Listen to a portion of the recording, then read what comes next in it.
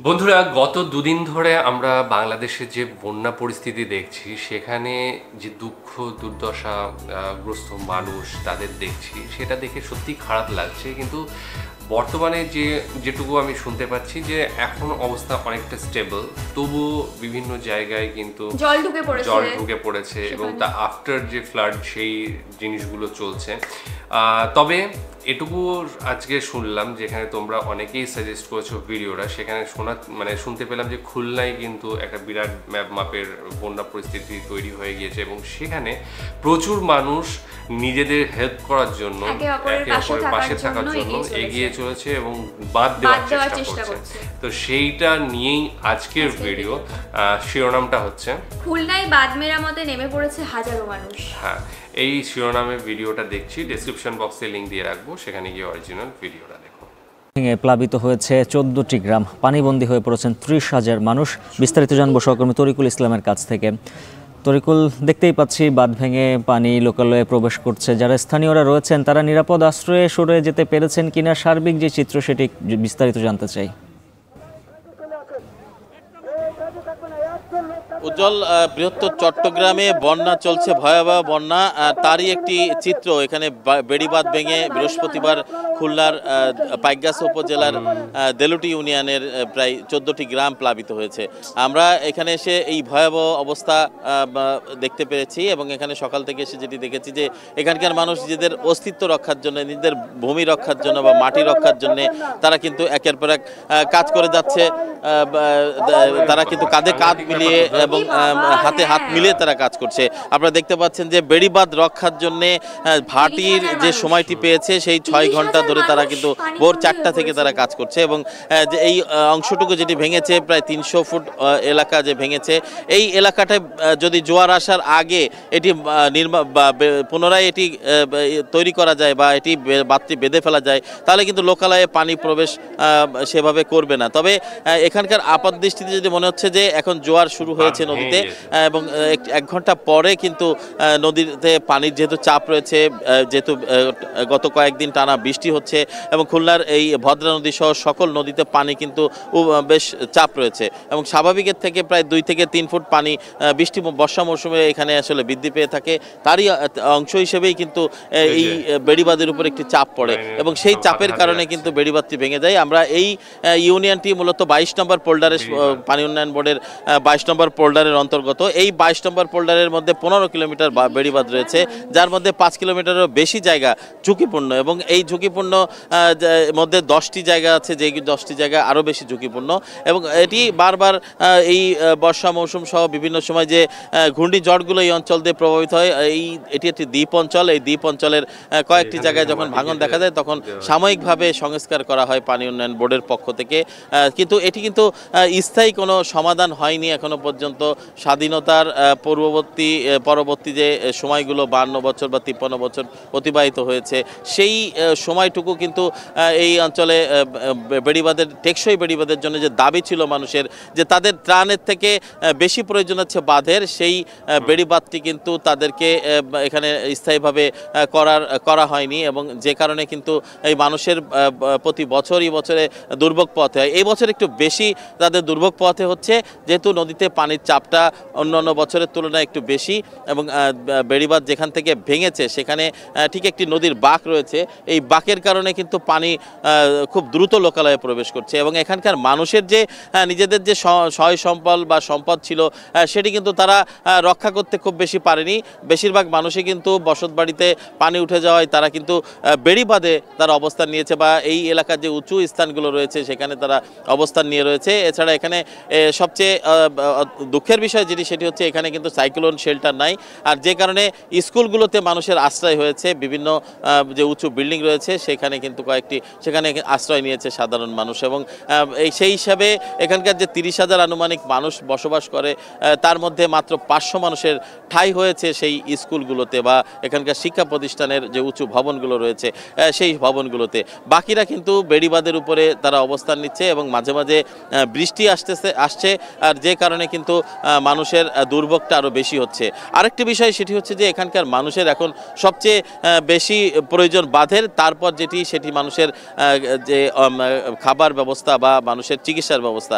এখানকার মানুষ কিন্তু এখনো পর্যন্ত সেভাবে খাবারের এখনো ত্রাণ সহায়তা তাদের কাছে পৌঁছায়নি বলে তারা আমাদেরকে জানিয়েছেন, এবং তারা বলছে শুধুমাত্র শুকনো খাবার কিছু এসেছে এবং সেটি প্রশাসনের পক্ষ থেকে বা উপজেলা পর্যায় থেকে এবং স্থানীয় চেয়ারম্যানের মাধ্যম দিয়ে এখানে কিছু ত্রাণ এসেছে। সেটি শুকনো মুড়ি বা চিড়া বা এরকম কিছু বিস্কুট রয়েছে এবং কিছু পানি, সুপেয় পানি রয়েছে, সেগুলো কিন্তু তারা কিছু পেয়েছে। এছাড়া অন্যান্য যে চাল ডাল বা অন্যান্য যে সহায়তাগুলো এখনো পর্যন্ত তারা পাননি। কিন্তু স্থানীয় পর্যায়ে আমরা দেখেছি এখানে যারা জনপ্রতিনিধি রয়েছে তারা রান্না করা খাবার নিয়ে এসে যারা কাজ করছে তারা কিন্তু না খেয়ে তারা কিন্তু কাজ করছে, তাদের মাথার ঘাম পায়ে ফেলে তারা চেষ্টা করছে নিজেদের অস্তিত্ব কিভাবে টিকে রাখা যায়, নিজেদের ভিটেমাটি, নিজেদের পৈতৃক সম্পত্তি বা তাদের ধানের জমি বা তাদের যে কৃষি জমি রয়েছে, মাছের ঘের রয়েছে, সব কিছু কীভাবে রক্ষা করা যায় সেই সংগ্রামটি চলছে এখানে। আপনারা দেখতে পাচ্ছেন এক অভূতপূর্ব একটি দৃশ্য, যে দৃশ্যের মধ্যে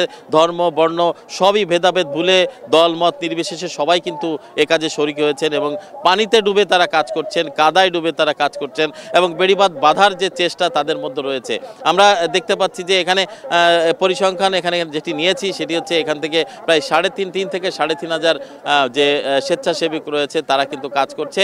শুধুমাত্র পানি উন্নয়ন বোর্ড থেকে কিছু পলিথিন এবং বাঁশের কিছু বাঁশ তারা দিয়েছে, সেইগুলো নিয়ে স্থানীয় জনসাধারণ ঝাঁপিয়ে পড়েছে তাদের বাঁধকে রক্ষা করার জন্য এবং জোয়ারের পানিতে তারা অপেক্ষা করছে। এবারে জোয়ারে যদি পানির চাপ বেড়ে যায় তাহলে যেটুকু তারা বাঁধার চেষ্টা করেছে সেটুকু হয়তো ভেঙে যেতে পারে। তো সব মিলিয়ে বলা চলে যে এখানকার মানুষের এই পানির জন্য দুর্ভোগ বলা চলে একেবারে চরমে এবং মানুষ অসহায় হয়ে পড়েছে এখানকার মানুষ। এবং তাদের সবচেয়ে বড় বিষয় হচ্ছে এখানকার মানুষ কৃষির উপর নির্ভরশীল। এই কৃষি জমি পুরোটাই কিন্তু পানিতে তলিয়ে আছে বিঘের পর বিঘা, এবং সেখানে আমন ফসল ছিল, সেখানে মাছের চাষ ছিল, মাছ ছিল, সবই কিন্তু এখন পানির নিচে। এবং তাদের যে আর্থিক ক্ষতি হয়েছে সেই ক্ষতি কাটিয়ে উঠতে এই পানি নামার পরে কবে না নামবে সেটাও কিন্তু এখন অনিশ্চয়তার মধ্যে রয়েছে এবং পানি নামার পর তারা কিভাবে ঘুরে দাঁড়াবে সেটিও কিন্তু আসলে এখন বড় প্রশ্ন হয়ে দেখা দিয়েছে। তো উজ্জ্বল, এই ছিল আমার কাছে খুলনার পাইকগাছার দেলুটি ইউনিয়ন থেকে এখানকার যে নদী ভাঙন, বাঁধ ভেঙে প্লাবিত হয়েছে এখানকার এবং মানুষের যে দুর্ভোগ তার সর্বশেষ খবর। খুলনার পাইকগাছা থেকে যুক্ত ছিলেন সহকর্মী তরিকুল ইসলাম। এবার নোয়াখালীর বন্যা পরিস্থিতির চিত্র জানব সহকর্মী নাসিম শুভর কাছ থেকে। শুভ, জানাবেন জেলার বন্যা পরিস্থিতি কতটা অবনতি হলো আর বন্যা কবলিতদের দুর্ভোগের বিষয়ে সার্বিক যে চিত্র দেখছেন।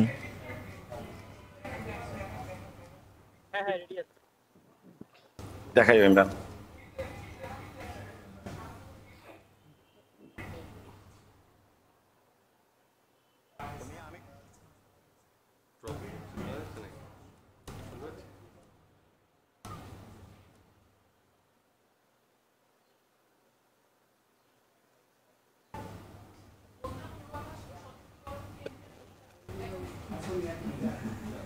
সময় যতই যাচ্ছে নোয়াখালীর সেনবাগ, সোনাইমুড়ি এই এলাকায় কিন্তু বন্যা পরিস্থিতি ক্রমশ অবনতি হচ্ছে।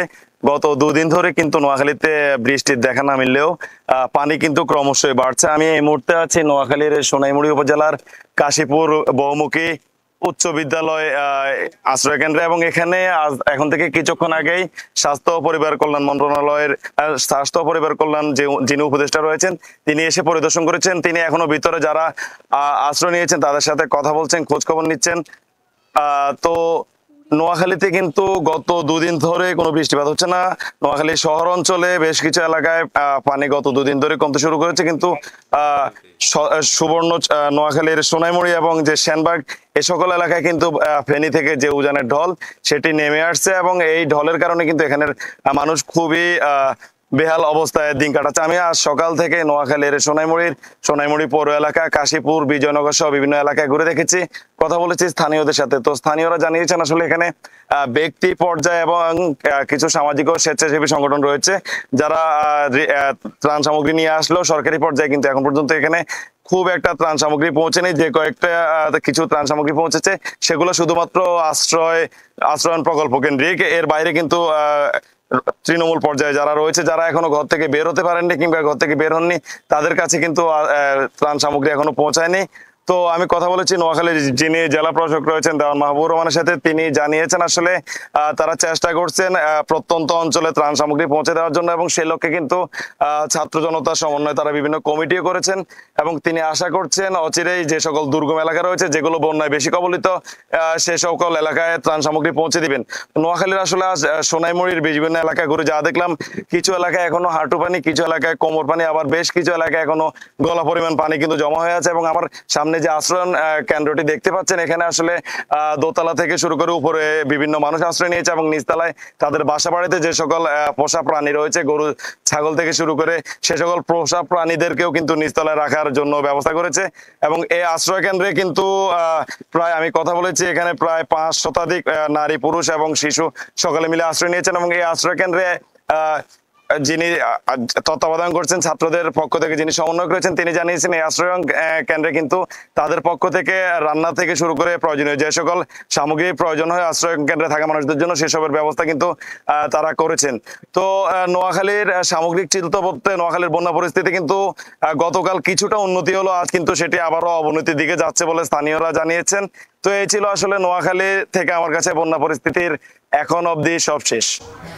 নাসিম শুভ যুক্ত ছিলেন নোয়াখালীর ভিডিওতে আমরা খুলনা এবং নোয়াখালীর পরিস্থিতি দেখলাম, খুবই খারাপ পরিস্থিতি। বিশেষ করে খুলনার যা পরিস্থিতি, 30,000 মানুষ পানিবন্দী রয়েছে ওই গ্রামে, এবং সেই জায়গাটায় যে এত খারাপ লাগছিল যে মানুষ এইভাবে তাদের নিজের জীবন রক্ষার্থে, তাদের মানে সন্তানদের জীবন রক্ষার্থে, পশু পাখি যে গবাদি পশু আছে সেগুলোর জন্য এতভাবে কষ্ট করে এই যে বাদ দেওয়ার চেষ্টা করছে, হাতে হাতে সব মাটি যাচ্ছিল, আমি দেখলাম যে ওইটা একজন কাটছে, একজন চেষ্টা করছে।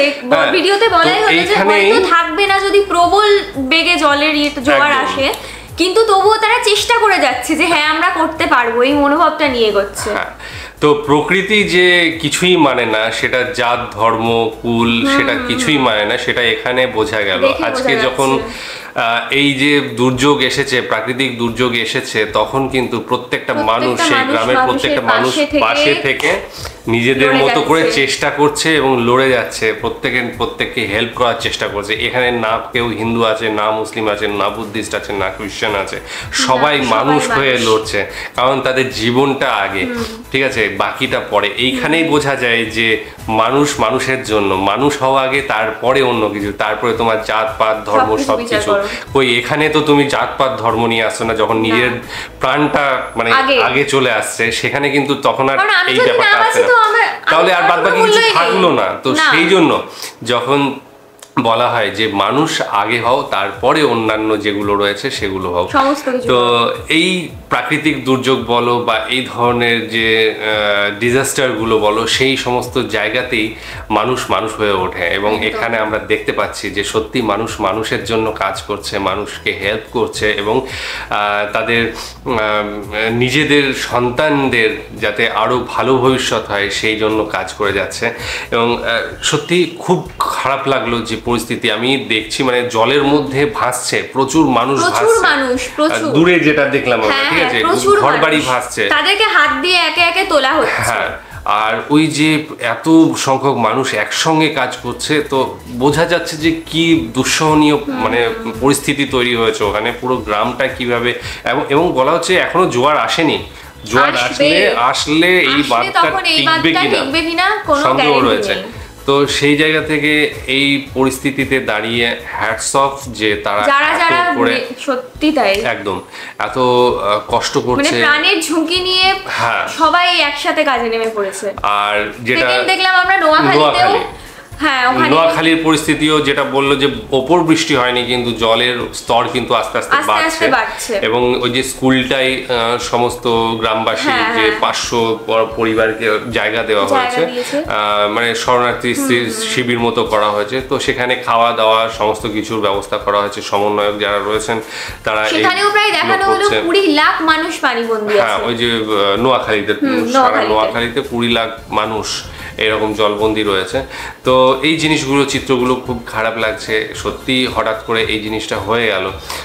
যদিও বাংলাদেশের এখন জানি না কি মানে মোকাবিলা করার জন্য কিভাবে ত্রাণ তহবিল করা হয়েছে, কিভাবে ত্রাণ বিলি করা হচ্ছে, যদিও চিড়ে গুড় এই ধরনের বিস্কিট শুকনো খাবারগুলো দেওয়া হচ্ছে বলা হয়েছে। তারপর যাদেরকে স্কুলে এনে রাখা হয়েছে ছাত্ররা উদ্যোগ নিয়েছে যে হ্যাঁ তাদের যা যা প্রয়োজনীয় জিনিসপত্র তারা সবকিছু এনে এর মধ্যে ওষুধের একটা প্রয়োজন পড়ে, তো সেইগুলো কিভাবে কি মানে ব্যবস্থা হচ্ছে না হচ্ছে সেগুলো আমরা পরবর্তীতে কোনো ভিডিওতে অবশ্যই দেখব। যাই হোক, ভীষণ খারাপ লাগলো এবং যাতে আস্তে আস্তে উন্নতি হয়, ভালোর দিকে যায় এবং মানুষগুলো সত্যি যে কষ্ট করছে সেই কষ্ট যাতে ফলপ্রসূ হয়। যেটা বলা হলো যে নোয়াখালীর বাদ মানে বেড়িবাঁধটা ওটা চট্টগ্রামের বেড়িবাঁধটা কিন্তু অনেক দিনের এটা মানুষের চাহিদা, যে যবে থেকে দেশ তৈরি হয়েছে বা 1947 সাল থেকেই বলছে, তখন থেকেই কিন্তু মানুষের এইটাই মুখ্য চাহিদা ছিল যে বেড়িবাঁধটা তৈরি করা হোক, আমাদের প্রত্যেকবার বন্যার ত্রাণ না দিয়ে আগে বেড়িবাঁধটা তৈরি করা হোক, কিন্তু সেটা হয়ে ওঠেনি। আগামী দিনে হয়তো বা যে অন্তরীণ সরকার রয়েছে সেই সরকার হয়তোবা সেটার দিকে চোখ দেবে, নজর দেবে এবং আগামী দিনে যে নির্বাচিত সরকার আসছে তারাও হয়তো সেটা দেখবে। যাই হোক, ভিডিওটা দেখলাম, খারাপ লাগলো। আশা করি তোমাদের মতামত থাকবে এই নিয়ে এবং সেই কমেন্টসগুলো অবশ্যই জানাবে এবং আমরা সেগুলো দেখব। ভিডিও কেমন লেগেছে জানাবে, ডেসক্রিপশন বক্সে লিঙ্ক দিয়ে রাখবো, সেখানে গিয়ে অরিজিনাল ভিডিওটা দেখবো। আজকের মতো এখানে শেষ করছি, আগামী দিন আবার আসছি অন্য কোনো ভিডিও নিয়ে, ততক্ষণের জন্য স্টে টিউনড।